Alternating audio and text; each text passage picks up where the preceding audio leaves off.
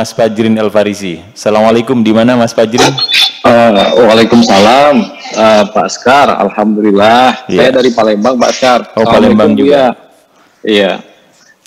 Silakan Mas Fajrin untuk sangat bahagia sekali. Ya, sangat bahagia sekali nih bisa langsung bicara sama Buya nih.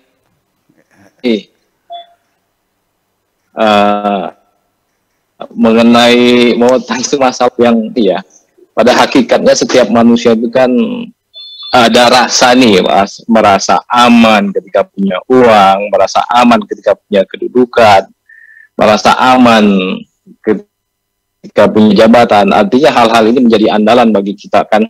Nah, ini terkadang manusia itu sendiri terkadang merasa aman, sudah merasa berbuat amal soleh, berbuat banyak, padahal amal soleh dan perbuatan baik yang kita lakukan belum tentu juga diterima oleh Allah. Nah, bagaimana ini Buya minta sarannya nih untuk memposisikan diri agar supaya kita sudah beramal dan supaya tidak merasa kita ini sudah beramal banyak, sudah berbuat banyak, seharusnya sebagai seorang muslim itu bagaimana agar kita tidak melupakan Allah, tidak melupakan peran Allah terhadap apa yang kita peroleh itu. Itu saja Buya dari saya. Terima kasih. Assalamualaikum warahmatullahi wabarakatuh. Waalaikumsalam warahmatullahi wabarakatuh. Ya, intinya tentang bahwa kita ini juga sudah punya banyak andalan dalam kehidupan kita ini. Dan kita sebagai orang yang punya kemampuan tentu saja melakukan banyak amal. Namun kemudian amal ini bagaimana agar tidak memposisikan kita menjadi orang yang merasa bahwa kita sudah berbuat baik. Hanya Allah sajalah yang menilai. Begitu, Buya. Iya, untuk menghindari kekecewaan ya. Iya, paling tidak begitu. Begini, ini Rasulullah sudah mewanti-wanti. Artinya sudah berpesan berulang kali. Ittaqi syarra man ahsanta ilaih. Waspadailah kejahatan orang yang pernah engkau baiki. Ya, waspadailah kejahatan dari orang yang pernah engkau tolong. Ya. Kenapa? Sakit hatinya sangat mendalam sekali. Seorang istri sakit hatinya luar biasa ketika suaminya berselingkuh. Kenapa? Karena merasa dia bertahun-tahun memanjakan sang suami, ngurusin sang suami, ya nyuci bajunya, ya masaknya, ya segala macam bertahun-tahun. Ternyata dia berselingkuh. Sakit nggak? Sakit. Nah, kalau yang berselingkuh suaminya orang lain, sakit hati nggak? Enggak. Kenapa tidak sakit hati? Enggak pernah ngurusin. Karena tidak pernah berbuat baik. Jadi artinya jangan-jangan penyesalanmu, kekecewaanmu, dan penderitaanmu bersumber dari kebaikan-kebaikanmu sendiri. Orang tua kecewa ketika anaknya ngelawan. Karena dia merasa melahirkan, merasa nyebokin, merasa membiayai.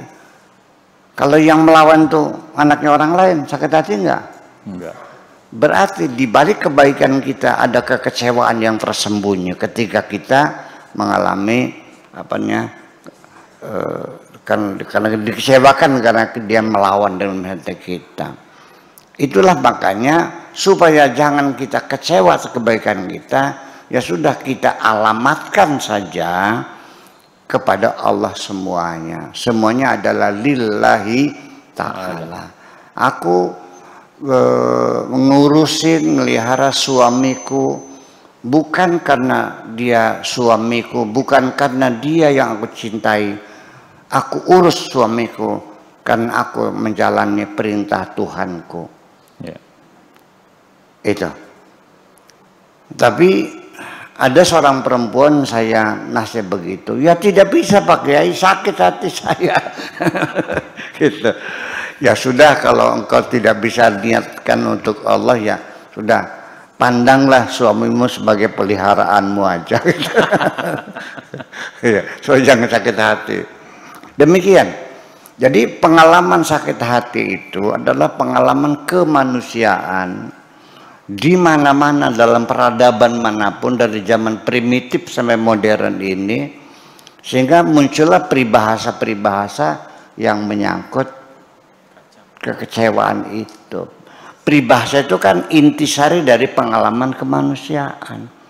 Air susu dibalas dengan air bah. Kacang lupa sama mulutnya. Dikasih hati ngerogoh ampela. Mencuri menolong anjing terjepit. Ya, nolong kiri kejepit kan gitu. Apalagi?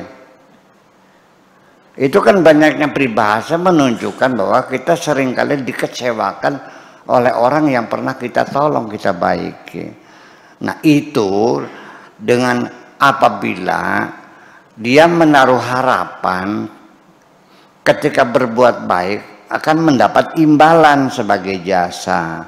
Itu namanya menghutangi budi. Nah, orang itu akan membalas kita pun berdasarkan kebaikan kita, namanya balas budi. Nah, saling balas budi, Allah tidak campur, silakan. Kalau engkau berbuat baik kepada siapapun, menghutangkan budi, ya silakan minta pahala sama orang itu. Jangan minta pahala sama aku dong, kata Allah gitu dong. Nah, orang bekerja, orang mengaspal jalan raya di depan saya itu. Selesai saya mengaspal jalan, lalu datang kepada saya, minta bayaran. Saya bilang, yang nyuruh kamu siapa? PU, ya minta sama PU dong, bukan saya menyuruh. Maka ketika kita mengerjakan sesuatu, kita akan minta upah kepada siapa? Pada yang menyuruh. Kalau yang menyuruh kamu itu adalah ambisimu, kepada siapa yang bayar? Iya kan? Kalau yang menyuruh kamu adalah karena cintamu kepada perempuan itu, kepada siapa kamu minta bayaran? Sudah pasti logika yang akal sehat saja akan mengatakan kita akan minta bayaran kepada yang menyuruh kita. Nah, ketika yang nyuruh Allah, nah baru Anda minta. Ada orang bikin rumah sendiri, setelah jadi dia minta uang sama saya. Kenapa minta uang? Ya saya bikin rumah. Buat siapa? Buat saya sendiri. Sinting. Masa Tuhan tiap hari diperlakukan seperti itu? Kita berbuat apapun untuk diri kita sendiri, lalu mengharapkan pahala. Dari mana pahalanya? Lah iya, dia naik haji, ya tujuannya ingin meningkatkan status sosialnya, supaya bisa pakai topi putih, bisa supaya kreditnya gampang, karena haji kan dipercaya. Iya, untuk Allah.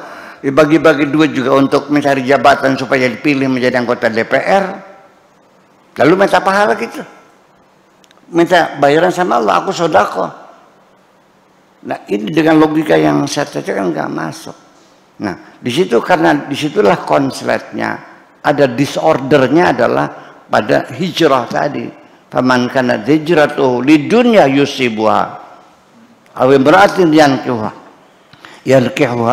fa hijratuhu ila ma hajara ilaih.